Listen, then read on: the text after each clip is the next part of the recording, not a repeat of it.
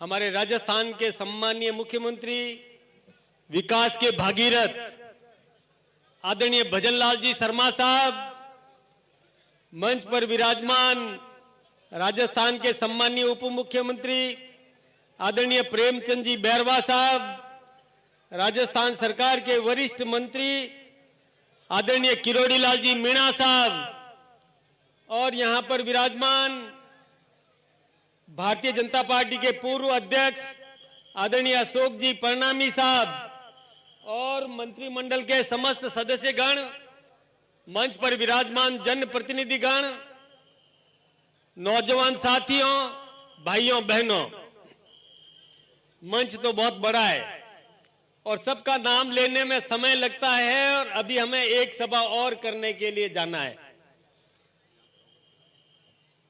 वैसे आप में से अधिकांश लोगों ने कई बार चुनाव देखे, कई चुनाव आपने लड़ा दिए और कई बार आपने देखा होगा कि कौन सी पार्टी जो कहती है वो करती है और कौन केवल झूठे वायदे करता है और काम करता नहीं है।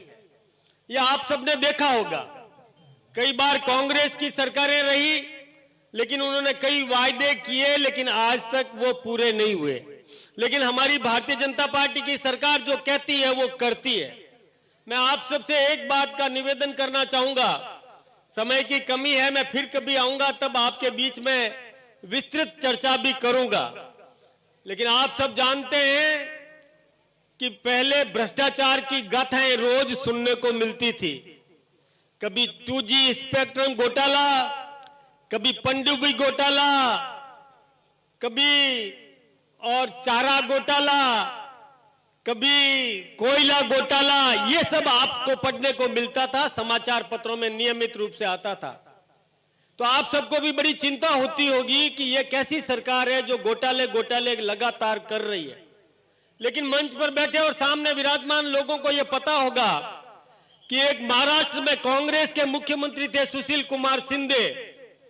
उन्होंने खुलेआम कहा कि घोटालों की चिंता मत करो, ये जनता तो भूल जाती है घोटालों को, और जब चुनाव आए तो इनके सामने साफा रख देना और ये जनता सब घोटालों को भूल जाएगी और आपको आशीर्वाद दे देगी। ये कांग्रेस के मुख्यमंत्री ने ये बात कही। बड़ी मतलब शर्मनाक स्थिति थी। लेकिन जब से देश में नरेंद्र भाई मोदी देश के प्रधानमंत्री बने, उसके बाद किसी भी प्रकार का घोटाला आपको सुनने को नहीं मिला। मोदी जी ने देश के विकास के लिए जो कुछ भी काम किया वो आप सबके सामने है और जो करना चाहते हैं वो भी आप सब जानते हैं। मोदी जी ने राजस्थान में भजनलाल जी शर्मा जी को और हमारे सामने खड़ा किया और आप सबने आशीर्वाद देकर के भजनलाल जी को राजस्थान का मुख्यमंत्री बनाया। राजस्थान में डबल इंजन की सरकार आपने बनाई। मोदी जी भी देश में विकास कर रहे हैं और राजस्थान में भजनलाल जी अपना विकास का काम कर रहे हैं। भजनलाल जी शर्मा साहब लगातार प्रयत्नशील है कि राजस्थान की आम जनता को किस प्रकार से मजबूत किया जा सके। लेकिन एक तरफ वो मुख्यमंत्री था जो कहता था कि घोटालों की चिंता मत करो, लेकिन आप सबको ध्यान रखना चाहिए कि ये घोटाले किसके हो रहे थे, ये पैसा कहां से आ रहा था। ये आपका पैसा है, आपके गाढ़े पसीने की कमाई का पैसा है। आपने चप्पल खरीदी, आपने पूरा पैसा चुकाया और टैक्स का पैसा भी उस दुकानदार ने वसूल किया और उसने टैक्स के रूप में सरकारी खजाने में वो पैसा जमा कराया। आपने कपड़े खरीदे और पैसा पूरा दिया, आपने दुकानदार को पूरा पैसा दिया, दुकानदार ने टैक्स में वो पैसा भी आपसे वसूला और वो सरकारी खजाने में जमा हुआ। आपने चश्मा खरीदा, आपने कार खरीदी, साइकिल खरीदी, मोटरसाइकिल खरीदी, जो कुछ भी आपने खरीदा वो सारा का सारा टैक्स आपसे उस दुकानदार ने वसूला और वो सरकारी खजाने में जमा हुआ।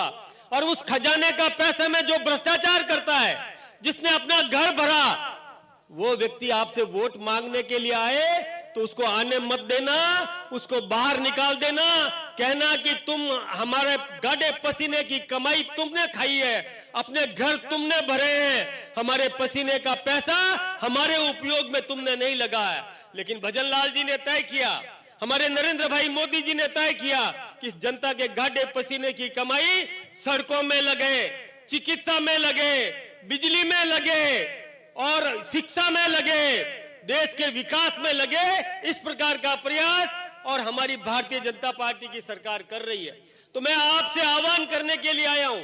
संक्षेप में मैं इतना ही निवेदन करूंगा कि जिन लोगों ने भ्रष्टाचार किया और जो कहते हैं कि ये जनता तो भूल जाती है, उन लोगों को याद दिलाना, यदि आपके बीच में वो आकर के वोट मांगे तो उनसे सवाल करना कि तुमने भूलने की बात कही थी, लेकिन ये दौसा की जनता भूलने वाली नहीं है।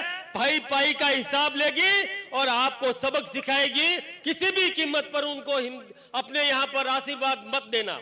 यदि आपने आशीर्वाद दे दिया तो जो जन सेवा कर रहा है, किरोड़ी लाल जी हो, प्रेम जी हो, भजन लाल जी हो, हम सब सेवा के लिए राजनीति में आए हैं।